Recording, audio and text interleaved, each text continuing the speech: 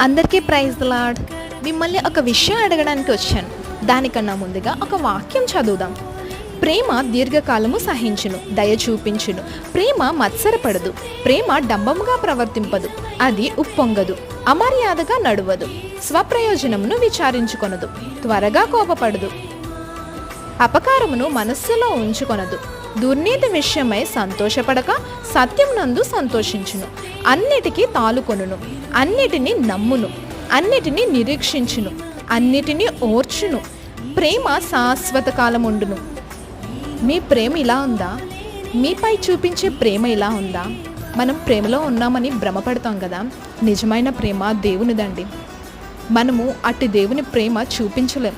కనీసం చూపించడానికి ప్రయత్నిద్దాం.